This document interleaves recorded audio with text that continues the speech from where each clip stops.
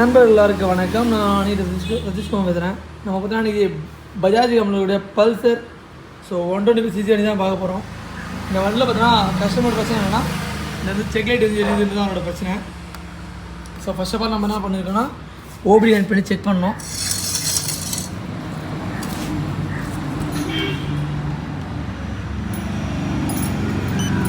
DTC check பண்ணும்போது DPS sensor தான் அப்படின்னு காமிக்குது. அதாவது throttle pedal position sensor.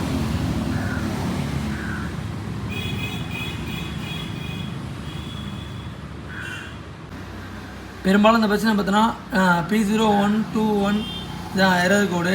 Throttle pedal position sensor, சுவிட்சு, ஏ சர்க்யூட் ரேஞ்சு, பர்ஃபார்மன்ஸ்னு வருது. ஸோ இந்த மாதிரி வந்துச்சுனாவே நம்ம என்ன பண்ணோம்னா இந்த கார்பரேட்டர் மாடலில் வந்து இந்த டிபிஎஸ் சென்சார் தான் பார்க்கணும்.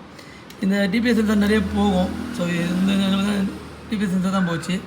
இது எப்படி கன்ஃபார்ம் பண்ணலான்னா ரெண்டு விதமாக கன்ஃபார்ம் பண்ணலாம். இப்போ நம்ம லைவ் டேட்டா உள்ளே போயிட்டு செக் பண்ணும்போது டிடிசி செக் பண்ணுறோம். ஸோ அப்போ வந்து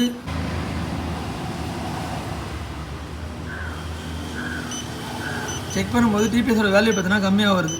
ஸோ 0 தான் வருது. நம்ம 0 போது ஆக்சிடென்ட் கொடுத்தாலையும் 0 தான் வருது. இப்போ பார்த்தோன்னா நம்ம ஆக்சிடென்ட் கொடுக்குறோம், லைட்டில் பார்த்தா எந்த ஒரு சேஞ்சஸுமே இல்லை. ஸோ ஆக்சிடென்ட் கொடுக்குறேன், எந்த மூவ்மெண்ட்டுமே இல்லை. இதான் ரீசனு. அதன் பிறகு பார்த்தீங்கன்னா நம்ம ஒரு டிபிஎஸ் சென்சார் வாங்கிட்டு இருந்தாச்சு. ஸோ இது பார்ட்னர் பார்த்தீங்கன்னா JZ351801. விலை பார்த்தீங்கன்னா ஒரு 368 ரூபா வரும். இதுதான் இந்த சென்சார், டிபிஎஸ் சென்சார்ன்றது. ஸோ அந்த சென்சார் தான் போயிடுச்சு. அதன் பிறகு பார்த்தீங்கன்னா நம்ம அந்த டிபிஎஸ் சென்சாரை மாற்றியாச்சு. ஸோ பழைய சென்சார் இதுதான், இது மாற்றியாச்சு. இப்போ தான் நம்ம டிபிஎஸ் வேலையை பார்த்தா 13.3 வச்சுருக்கோம். ஸோ அந்த அளவு வச்சு டிடிசியில் வந்து கொடுக்க போகிறோம்.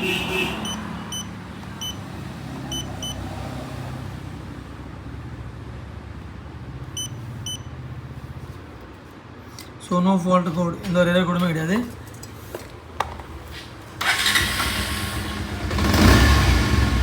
ஸோ எம்எல்ஏட்டும் ஆஃப் ஆகிடுச்சு.